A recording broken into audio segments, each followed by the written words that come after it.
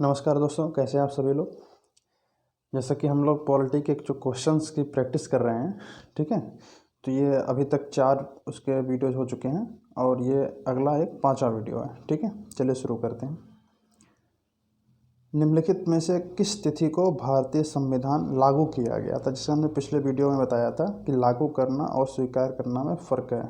जो लागू हुई थी वो 26 जनवरी 1950 को हुई थी, लेकिन जो स्वीकार की गई थी, अंगीकृत की गई थी, वो 26 नवंबर 1949 को हुई थी। 26 नवंबर 1949 को जो 16 आर्टिकल थे वो लागू करके बाकी के 1950 में हुए थे, ठीक है। नेक्स्ट क्वेश्चन, किस वर्ष भारत एक प्रभुत्व संपन्न प्रजातांत्रिक गणराज्य बना। तो गणराज्य कब बना, जैसे हम गणतंत्रता दिवस बनाते हैं ना, तो इसीलिए मनाते हैं क्योंकि 26 जनवरी 1950 को हमारा संविधान लागू हुआ था और उसी दिन हमारा देश एक गणतंत्र या गणराज्य बन गया। संविधान के उद्देशिका का संशोधन कितनी बार किया गया। उद्देशिका या प्रस्तावना का संशोधन एक ही बार हुआ है, 42वां संविधान संशोधन में 1976 में इंदिरा गांधी की सरकार थी, ठीक है। भारत के संविधान की प्रस्तावना में प्रथम संशोधन कब किया गया था। तो देखिए, जब भी, इसलिए मैं हमेशा बोलता रहता हूँ, जब भी संविधान के जो प्रस्तावना का जो संशोधन है उसमें जब भी मैं कहता हूँ तो 42वां संविधान संशोधन 1976 दोनों बोलता हूँ। इससे ये होता है कि चीज़ें याद हो जाती हैं। ऐसा नहीं लगता कि एक बार 42वां याद करो फिर एक बार 1976 याद करो, क्या क्या याद करो, ठीक है। आगे बढ़ते हैं। हम भारत के लोग, इसको पूरा आप पढ़ लीजिएगा, ठीक है। ये पूरा मैंने जो आपको वो दिखाया हुआ था, ठीक है। ये है आपका प्रस्तावना उद्देशिका, ठीक है। तो ये पूरा वहाँ पे लिखा हुआ है और इसमें देखिए ये जो है केवल यहाँ पे आज इस डेट में अंगीकृत, अधिनियमित और आत्मार्पित करते हैं। देखिए, अगर जो ये चीज़ें मैं आपको यहाँ पे ना दिखाऊंगा तो आप 26 जनवरी 1950 ही करके आ जाओगे, लेकिन देखो यहाँ पे 26 नवंबर 1949 है, ठीक है। तो इसका जो ऑप्शन होगा बी, ये सही होगा, ठीक है। अंगीकृत किया गया था, आत्मार्पित किया गया था, ठीक है, लागू नहीं हुआ था उस डेट में। आगे बढ़ते हैं। संविधान की प्रस्तावना सभी भारतीय नागरिकों को निम्न में से कौन सा एक उपलब्ध कराने का वायदा नहीं करती है। तो सामाजिक न्याय, राजनीतिक न्याय, विचार की स्वतंत्रता, पूजा की समानता। तो ये देखिए, इसमें लिखा हुआ है सीधा सीधा सामाजिक, आर्थिक, राजनीतिक न्याय, विचार। तो सामाजिक, आर्थिक, विचार, राजनीतिक ये हैं, ठीक है। और इसमें जो पूजा की समानता है ये नहीं है, ठीक है। यूपीसीएस में आया हुआ है ये भी क्वेश्चन, ठीक है। 26 नवंबर 1949 को अंगीकृत भारतीय संविधान की प्रस्तावना में शब्द सम्मिलित नहीं थे।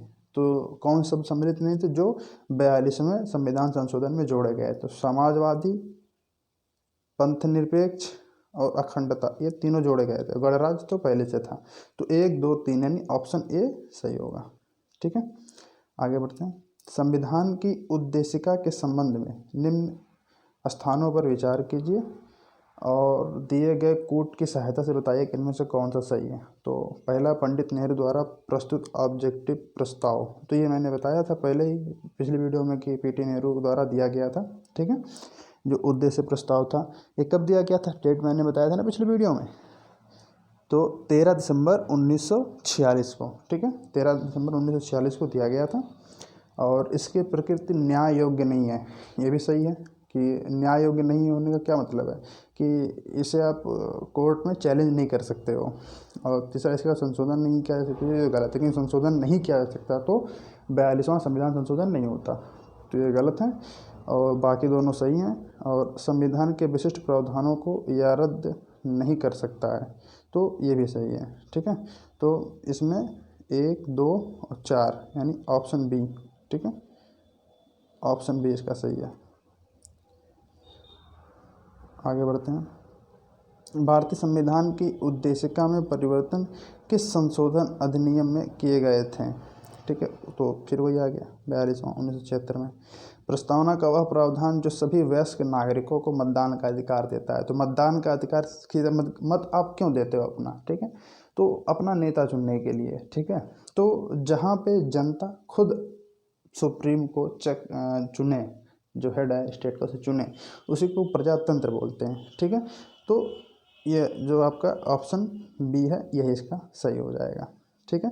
प्रजातंत्र, पंथ निरपेक्षता मतलब कि भेदभाव मत करो, धार्मिक भेदभाव दूर की बात है, जातिगत भी मत करो, पंथ निरपेक्ष। और समाजवाद मतलब कि एक समाज के रूप में मिलके रहो। और गणतंत्र, गणतंत्र का मतलब कि स्टेट का जो हेड है, ठीक है, वो चुना जाए, ये है गणतंत्र का मतलब। या एक जो आम नागरिक है, ठीक है, जो उसके लिए योग्यता जो प्रावधान किया गया वो योग्यता हो, तो वो भी स्टेट का हेड बन सकता है।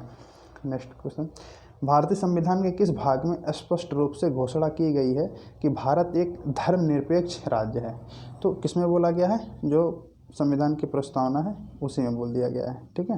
पंथ निरपेक्ष जो सेकुलर शब्द है, ठीक है, वही है। मौलिक अधिकार, नीति निर्देशक तत्व, ठीक है, ये सब में अलग मैटर है। ठीक है, आगे बढ़ते हैं। संविधान की प्रस्तावना में भारत को कहा गया है, क्या कहा गया है? तो सर्वसत्ताधारी, तो इसमें सबसे पहले यही कहा गया, तो ए और डी, बाकी दोनों गलत हो गए।